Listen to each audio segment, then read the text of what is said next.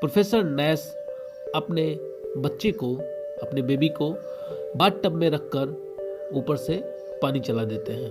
लेकिन तभी अचानक स्वागत है आप सभी का एक बार फिर से आपके इस YouTube चैनल पर। और आज की मूवी है हमारी स्किज़ोफ्रेनिया से रिलेटेड। जी हाँ, एक बार फिर से हम स्किज़ोफ्रेनिया से रिलेटेड मूवी के बारे में बात करने जा रहे हैं। और यह मूवी एक रियल लाइफ स्टोरी पर बेस्ड है। और यह स्टोरी है एक मैथमेटिशियन की, जो कि साइकोलॉजिकल प्रॉब्लम्स होने के बाद भी हिम्मत नहीं हारता है और अपनी दृढ़ इच्छा शक्ति, अपने विल पावर के दम पर उस मुकाम को हासिल करता है जहां पर पहुंचना लोगों के लिए एक सपना होता है। जी हाँ, हम बात कर रहे हैं प्रोफेसर जॉन नैस के बारे में, जिन्होंने स्किज़ोफ्रेनिया से लड़ते हुए अपने रिसर्च को स्टार्ट रखा और उन्हें उनके रिसर्च, उनके इनोवेशंस और उनके आइडियाज़ के कारण 1994 में नोबेल प्राइज़ अवार्ड मिला। और इसके साथ साथ इन्हें कई और अवार्ड्स भी मिले। लेकिन यहाँ पर हम उनके अवार्ड्स के बारे में या उनके रिसर्च के बारे में नहीं बात करने वाले हैं। हम बात करेंगे उनकी लाइफ के बारे में, उनके स्ट्रगल्स के बारे में, उनकी जर्नी के बारे में कि कैसे अप्स एंड डाउन्स के साथ उनकी जर्नी स्टार्ट हुई और अपनी लाइफ में आने वाले स्ट्रगल को फेस करते हुए वो इस मुकाम तक पहुंचे। तो इन सभी चीज़ों के बारे में हम उनके ऊपर बनी एक मूवी के द्वारा जानने की कोशिश करेंगे। और उस मूवी का नाम है अ ब्यूटीफुल माइंड। मूवी की स्टार्टिंग में दिखाया जाता है कि प्रोफेसर जॉन नैस, जो कि अभी प्रोफेसर नहीं है, अभी वो सिर्फ जॉन नैस है, और उनका एडमिशन डॉक्टरेट के लिए, पीएचडी करने के लिए प्रिंसटन यूनिवर्सिटी में हो गया है, जहां पर वह अपने अन्य साथियों से भी मिलते हैं। और यहाँ पर वह अपने एक साथी के बारे में और उसके रिसर्च पेपर के बारे में बात करते हैं। और वह उससे कहते हैं कि मैंने तुम्हारे दोनों रिसर्च पेपर पढ़े हैं, लेकिन दोनों ही रिसर्च पेपर में कोई भी इनोवेटिव आइडियाज़ नहीं है। एक्चुअली जॉन नैस काफ़ी स्ट्रेट होते हैं, उन्हें जो भी कहना होता है वो डायरेक्ट कह देते हैं, वो बातों को घुमा फिरा कर नहीं कहते हैं। इसके साथ साथ जॉन नैस का एक रूम पार्टनर भी होता है जिसका नाम चार्ल्स हरमन होता है। जॉन नैस काफ़ी इंटेलिजेंट होते हैं और उन्हें क्लास करना नहीं पसंद होता है। वह कभी क्लास में नहीं जाते हैं क्योंकि उन्हें ऐसा लगता है कि क्लास में वही चीज़ें पढ़ाई जाती हैं जो बुक्स में पहले से लिख दी गई है। क्लास में कुछ भी नया नहीं पढ़ाया जाता है। अब उसके बाद मूवी में दिखाया जाता है कि जॉन के जो साथी रहते हैं वह अपनी थीसिस कंप्लीट कर चुके हैं और अपनी थीसिस जमा कर रहे हैं। लेकिन जॉन नैस ने अब तक यह भी नहीं डिसाइड किया है कि वो किस टॉपिक पर वर्क करना चाहते हैं। एक्चुअली नैस किसी ऐसे टॉपिक पर वर्क करना चाहते हैं जो कि ओरिजिनल हो और जिस पर आज तक कभी किसी ने काम ना किया हो, और इसीलिए वह अपने थीसिस में अभी लेट कर रहे हैं। एक बार जॉन का एक फ्रेंड उससे कहता है कि क्या हो अगर तुम्हें तुम्हारा ओरिजिनल आइडिया मिले ही नहीं। एक्चुअली प्रॉब्लम यह होती है कि जॉन के जो फ्रेंड्स रहते हैं वह उसे मेंटल समझते हैं। उनको लगता है जॉन नैस के साथ कोई ना कोई प्रॉब्लम है। उसके बाद मूवी में यह दिखाया जाता है कि जॉन नैस के जो प्रोफेसर होते हैं वह उनसे कहते हैं कि सभी बच्चों ने अपने थीसिस सबमिट कर दिए, बट अब तक तुम्हारा कोई प्रोग्रेस नहीं है।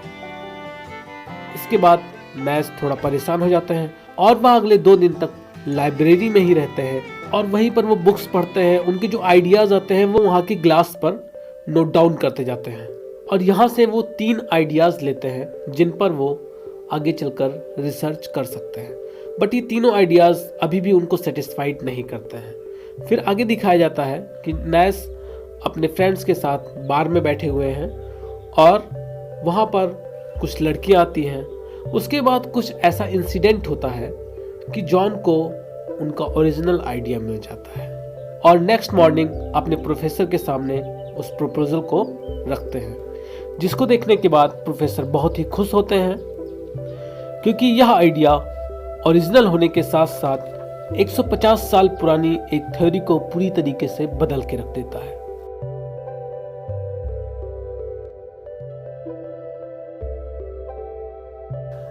अब यहाँ से फिर आगे दिखाया जाता है कि 5 साल बीत चुके हैं। इन 5 सालों में यह तीसरी बार है जब उनको पेंटागन बुलाया गया है और यहाँ पर उन्हें कुछ इनक्रिप्टेड कोड्स को सॉल्व करने के लिए बुलाया गया है। इनक्रिप्टेड कोड्स एक प्रकार के खुफिया मैसेजेस होते हैं जो एक देश अपने एजेंट्स को भेजता है, जिससे कि कुछ सीक्रेट इंफॉर्मेशन सिर्फ उसी को मिल सके और कोई उसके बारे में जान ना पाए।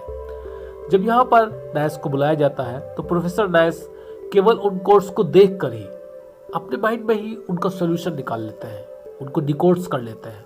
और इस घटना से वहाँ पर आसपास के लोग एकदम हैरान रह जाते हैं, क्योंकि उस कोर्स को सॉल्व करने के लिए वह लोग काफ़ी लंबे टाइम से परेशान थे और लाख कोशिशों के बावजूद भी उन कोर्स को वहाँ पर मौजूद कोई भी व्यक्ति सॉल्व नहीं कर पा रहा था। ये पूरी घटना यहाँ पर हो रही है, लेकिन ये घटना उन सभी के अलावा एक व्यक्ति और भी वहाँ पर देखता है। बाद में जब प्रोफेसर यहाँ से चले जाते हैं तो फिर दिखाया जाता है कि वह अपने स्टूडेंट्स की क्लास ले रहे हैं MIT यूनिवर्सिटी में। यहाँ पर एक बात और ध्यान देने वाली है कि प्रोफेसर को क्लास पढ़ाना एकदम नहीं पसंद है, क्योंकि जैसा कि हम पहले ही जान चुके हैं कि प्रोफेसर नैश को ऐसा लगता था कि क्लास में सिर्फ वही चीज़ें पढ़ाई जाती हैं जो पहले से लिखी हुई है। इसलिए वह चाहते हैं कि बच्चे इनोवेटिव बने, वो नए नए आइडियाज़ की तलाश करें। जब क्लास खत्म होती है और क्लास के बाहर में निकलते हैं तो उन्हें वही इंसान मिलता है, वही शख्स जो वहाँ पर पेंटागन में उन्हें दिखाई देता है। वो उनसे मिलता है और अपना नाम वह विलियम पार्चर बताता है और वह कहता है कि मैं आपके टैलेंट से काफ़ी प्रभावित हूँ और मैं चाहता हूँ कि आप हमारे लिए काम करें। और वह अपना परिचय एक डिफेंस ऑफिसर के रूप में देता है और वह बताता है कि हम चाहते हैं कि जो रशियंस कोड्स भेजते हैं आप उन कोड्स को डिकोड करें ताकि हम अमेरिका पर आने वाले हमलों को टाल सकें। और प्रोफेसर नैश इस काम के लिए तैयार हो जाते हैं। इसके बाद वह मैगजीन्स और न्यूज़पेपर्स में कुछ कोड्स को ढूंढते हैं। जब भी उन्हें कोई कोड्स मिलता है तो उसको डिकोड करके वह एक एनवलप में बंद करके एक बंगले के बाहर जो लेटर बॉक्स होता है उसमें डाल आते हैं। जब भी वह लेटर बॉक्स में ये एनवलप रख कर वापस जाता है तो उन्हें ऐसा लगता है कि कोई उनका पीछा कर रहा हो, कोई उन्हें चेज कर रहा हो, और इससे वह काफ़ी डर जाते हैं और काफ़ी डरे डरे से रहने लगते हैं। उसके बाद एक बार फिर से वह वापस प्रिंसटन यूनिवर्सिटी जाते हैं, जहाँ पर उन्होंने अपना ग्रेजुएशन किया था और डॉक्टरेट की डिग्री मिली थी। वहाँ पर उन्हें एक बच्ची मिलती है जो यह बताती है कि नैश उसके अंकल के फ्रेंड है। तभी वहाँ पर उनका फ्रेंड चार्ल्स आ जाता है और वह बताता है कि यह मेरी भांजी है। फिर चार्ल्स और नैश दोनों आपस में बात करने लगते हैं। इसके बाद दिखाया जाता है कि नैश और नैश की एक स्टूडेंट जो आपस में एक दूसरे को पसंद करते हैं वह शादी कर लेते हैं और उनकी मैरिज लाइफ काफ़ी अच्छी चलती है। लेकिन नैश ने अभी भी सीक्रेट प्रोजेक्ट पर काम नहीं छोड़ा है और जब एक बार वह उन्हीं कोड्स को लेकर एनवलप में करके रखने जाता है तभी वहाँ पर कुछ लोग उसका पीछा करते हैं। लेकिन वहाँ पर पार्चर आ जाता है और पार्चर किसी तरीके से नैश को बचा ले जाता है। इसके बाद दिखाया जाता है कि नेक्स्ट मॉर्निंग नैश पार्चर से मिलता है और वह उससे कहता है कि अब मैं यह काम नहीं कर सकता क्योंकि मैं फादर बनने वाला हूँ और मैं कोई भी रिस्क नहीं ले सकता हूँ। इसके बाद विलियम पार्चर उससे कहता है कि तुम इस काम को नहीं छोड़ सकते हो क्योंकि रशियंस तुम्हें पहचान लिए हैं और अगर तुमने इस काम को छोड़ा तो हम तुम्हारा साथ छोड़ देंगे। इस बात से नैश काफ़ी घबरा जाता है।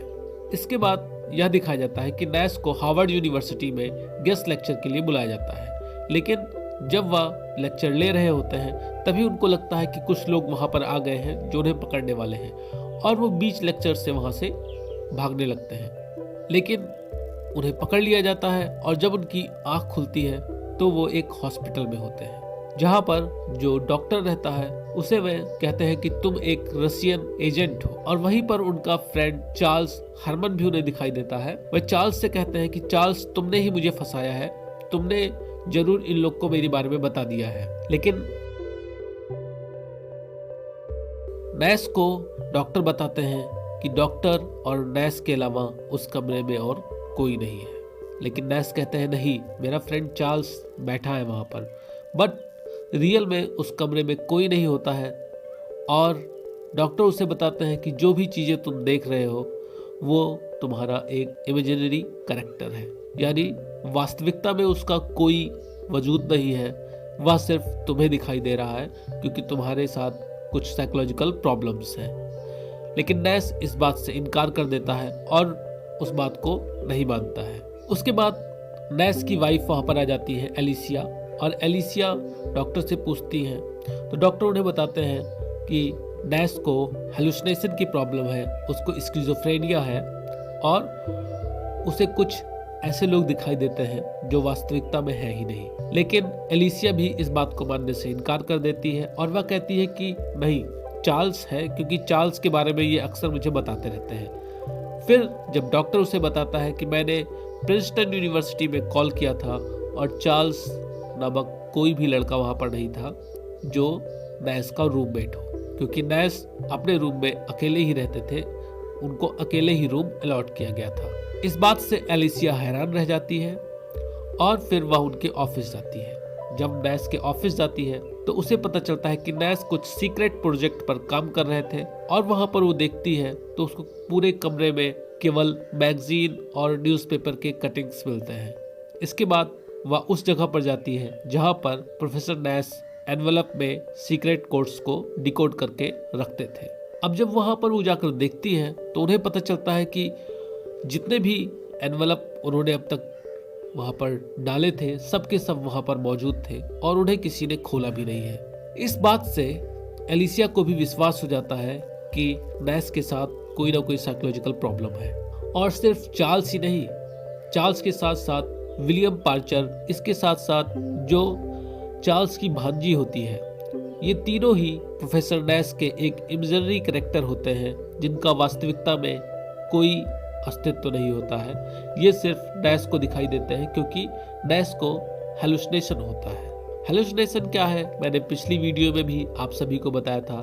हेलुसिनेशन दो प्रकार के होते हैं, ऑडिटरी और विजुअल। ऑडिटरी में सिर्फ कुछ आवाजें सुनाई देती हैं जिनका कोई वास्तव नहीं होता है, वह सिर्फ उसी व्यक्ति को सुनाई देती है जो स्किज़ोफ्रेनिया से ग्रसित होता है। और विजुअल हेलुसिनेशन में पर्सन को कुछ चीजें दिखाई भी देती हैं, कोई व्यक्ति दिखाई दे सकता है या कोई ऑब्जेक्ट दिखाई दे सकता है जो सिर्फ उसी व्यक्ति को दिखाई देता है जिसके साथ यह प्रॉब्लम है। तो यहाँ पर नैस को विजुअल हेलुसिनेशन होते हैं और यह उनके ग्रेजुएशन टाइम से ही हो रहे हैं। अब आप सोचिए कि उस पर्सन की पूरी लाइफ पर कितना असर पड़ेगा, जिसको पता चले कि आज तक जिन लोगों के साथ वह रहा उनमें से कई लोग केवल उसकी कल्पना थे। क्या आपको इस बात पर विश्वास होगा?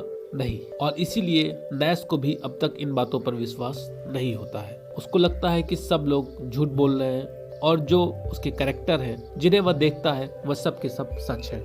अब यहाँ पर आप देखें कि कैसे एक डिसऑर्डर सिर्फ एक पर्सन की लाइफ को इफेक्ट नहीं करता, बल्कि उससे जुड़े हुए जितने भी लोग होते हैं उन सब की लाइफ को इफेक्ट करता है और उन सब की लाइफ बुरी तरीके से प्रभावित हो जाती है। सोचिए कि एक वाइफ को क्या असर पड़ेगा जब उसको यह पता चले कि उसका जो हस्बैंड है वो पिछले 7 साल से 8 साल से एक मानसिक रोग से ग्रसित है। लेकिन जो प्रोफेसर नैस की वाइफ रहती हैं वो बहुत ही सपोर्टिव रहती हैं और उनका काफ़ी सपोर्ट करती हैं। और ऐसी प्रॉब्लम में अगर कोई मेंटल पेशेंट है और उसकी फैमिली उसका सपोर्ट करती है तो ये एक बहुत बड़ी बात होती है, बहुत पॉजिटिव बात होती है, क्योंकि फैमिली का सपोर्ट उसको सही होने में, उसको फिर से एक अच्छी लाइफ जीने में बहुत ज़्यादा हेल्प करता है। लेकिन ज़्यादातर लोग अगर उनके किसी भी जान पहचान के पर्सन को ऐसा रोग हो जाता है तो वह उससे दूरी बनाने लगते हैं। बट ऐसा नहीं होना चाहिए। हमें उनका सपोर्ट करना चाहिए, उनको समझना चाहिए और उनकी जगह पर खुद को रखकर यह सोचना चाहिए कि वह पर्सन इस समय किस सिचुएशन से गुजर रहा है, उस पर क्या बीत रही है। अगर हम ऐसा करते हैं तो हम उस पर्सन की प्रॉब्लम्स को और अच्छे से समझ सकते हैं। अब आइए आगे देखते हैं मूवी में क्या होता है। इसके बाद यह दिखाया जाता है कि नैस को कहीं ना कहीं यह विश्वास हो जाता है कि जो डॉक्टर्स बोल रहे हैं वह सही बोल रहे हैं और वह अपना इलाज कराने के लिए तैयार हो जाते हैं। और अगले 10 हफ्तों तक उनका इलाज चलता है जिसमें उनको इलेक्ट्रिक शॉक भी दिए जाते हैं। फिर दिखाया जाता है कि 1 साल बीत चुके हैं और 1 साल बाद प्रोफेसर नैस अपनी नॉर्मल लाइफ जी रहे हैं, लेकिन उनके साथ अभी भी कुछ प्रॉब्लम्स हैं क्योंकि जब वो मेडिसिन्स लेते हैं तो उससे उनकी जो कार्य करने की क्षमता है उस पर असर पड़ता है, और यह असर उनके वर्क से लेकर उनके रिलेशंस पर भी पड़ता है। इसलिए वो अपनी वाइफ को बिना बताए मेडिसिन्स लेना बंद कर देते हैं, क्योंकि वह नहीं चाहते कि उनके वर्क पर और उनकी वाइफ के ऊपर इनका असर पड़े, उनका रिलेशन खराब हो। लेकिन दवा बंद होने से एक बार फिर से उनको वही प्रॉब्लम्स होने लगती हैं, और उनको दिखाई देता है कि विलियम पार्चर उनसे मिलने आया है, और वह कहता है कि ये प्यार, मोहब्बत और रिलेशनशिप्स ये सब बेकार हैं, ये सब काम के बीच में रुकावट है, इसीलिए इन सब को हटाओ और इन सब को ख़त्म कर दो। और उसके बाद आगे दिखाया जाता है कि विलियम पार्चर के कहने पर प्रोफेसर नैश अपने बच्चे को, अपने बेबी को बाथटब में रखकर ऊपर से पानी चला देते हैं। लेकिन तभी अचानक वहाँ पर उनकी वाइफ आ जाती है और वह किसी तरीके से बच्चे को बचा लेती है। अब वहाँ पर चार्ल्स हरमन, जो कि उनका फ्रेंड था, और उसकी भांजी, वो दोनों भी आ जाते हैं, और वह कहते हैं कि जैसा विलियम पार्चर कह रहा है वैसा ही करो नैश, वैसा ही करो। अब यहाँ पर नैश काफ़ी कंफ्यूज हो जाते हैं, उन्हें कुछ समझ में नहीं आता है। तभी उनको एक चीज़ ध्यान आती है कि इतने साल बीते हैं, लेकिन जो चार्ल्स हरमन की भांजी है उसकी एज बढ़ी नहीं रही है, वह अभी भी उतनी ही बड़ी है जितनी बड़ी उसको पहली बार मिली थी। इस बात से चार्ल्स को काफ़ी धक्का लगता है और उसे एहसास हो जाता है कि सच में ये जो भी लोग उसको दिखाई दे रहे हैं वह सब केवल और केवल उसके वहम है। अब यहाँ पर देखें कि कैसे जो प्रोफेसर नैश रहते हैं वह इन सब चीज़ों से जूझते हुए भी अपने अवेयरनेस को बनाए रखते हैं और यहाँ तक सोच पाते हैं। अब यहाँ से आगे दिखाया जाता है कि प्रोफेसर नैश, उनकी वाइफ और डॉक्टर तीनों बैठे हुए हैं, जहाँ पर प्रोफेसर नैश यह एक्सेप्ट करते हैं कि उनके साथ साइकोलॉजिकल प्रॉब्लम है। और पास में ही दिखाया जाता है कि मर्सिया बैठी हुई है, जो कि उनके फ्रेंड की भांजी है। प्रोफेसर नैश डॉक्टर से कहते हैं कि मैं एक मैथमेटिशियन हूँ और मेरा काम है प्रॉब्लम्स को सॉल्व करना, और यह भी एक प्रॉब्लम है जिससे मैं खुद सॉल्व कर सकता हूँ। लेकिन जब प्रोफेसर नैश से उनके डॉक्टर और उनकी वाइफ रिक्वेस्ट करते हैं तो वह एक बार फिर से ट्रीटमेंट के लिए तैयार हो जाते हैं, और अगले 2 महीने तक उनका ट्रीटमेंट चलता है। फिर 2 महीने बाद दिखाया जाता है कि वह प्रिंसटन यूनिवर्सिटी जाते हैं और वहाँ पर उनका पुराना फ्रेंड मिलता है जो उनके साथ पीएचडी कर रहा था। वह उससे बात करते हैं, तभी अचानक वहाँ पर चार्ल्स हरमन आ जाता है। लेकिन चार्ल्स हरमन को प्रोफेसर नैश इग्नोर करने की कोशिश करते हैं, और ये लोग बार बार प्रोफेसर नैश को परेशान करते हैं उनके आसपास आकर।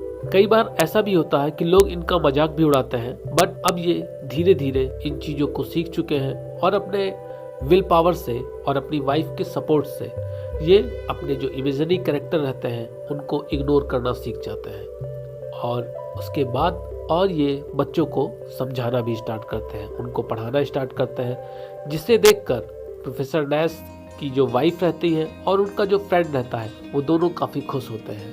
फिर काफ़ी टाइम बीत जाता है और उसके बाद एक दिन जब प्रोफेसर नैश अपनी क्लास से बाहर निकलते हैं तभी अचानक उन्हें एक पर्सन दिखाई देता है जो कि यह बताते हैं कि प्रोफेसर नैश को नोबेल प्राइज़ के लिए नॉमिनेट किया गया है। पहले तो उनको विश्वास नहीं होता है, लेकिन बाद में जब उनको यह विश्वास हो जाता है कि यह कोई इमेजिनरी कैरेक्टर नहीं बल्कि रियल में एक इंसान है, तो फिर वह उनके साथ जाते हैं। और लास्ट में दिखाया जाता है कि प्रोफेसर नैश को 1994 में नोबेल प्राइज़ अवार्ड मिलता है, जिसका वह पूरा का पूरा श्रेय अपनी वाइफ को देते हैं और यह बताते हैं कि उनके ही सपोर्ट से वह इस मुकाम तक पहुंच पाए। तो यहाँ पर हम देखते हैं कि एक पर्सन जो इतनी खतरनाक बीमारी से, इतने बड़े डिसऑर्डर से ग्रसित होता है, उसके बाद भी अपने विल पावर और अपनी वाइफ के सपोर्ट से उन चीज़ों को देखते हुए, उन चीज़ों को फेस करते हुए आगे बढ़ता है और हार नहीं मानता है और ऐसे मुकाम तक पहुंचता है जहां पर पहुंचना एक नॉर्मल इंसान के लिए भी सपना होता है। यहाँ से हम यह सीखते हैं कि अगर हम चाहें तो अपने विल पावर और अपने पैशन के दम पर कुछ भी कर सकते हैं। तो यहाँ पर हम एक चीज़ और भी देखते हैं कि जैसे जब हम बुक्स में पढ़ते हैं किसी साइकोलॉजिकल प्रॉब्लम के बारे में, किसी साइकोलॉजिकल डिसऑर्डर के बारे में, तो हमें उसकी गंभीरता का, उसकी सीवियरिटी का पता नहीं चलता है।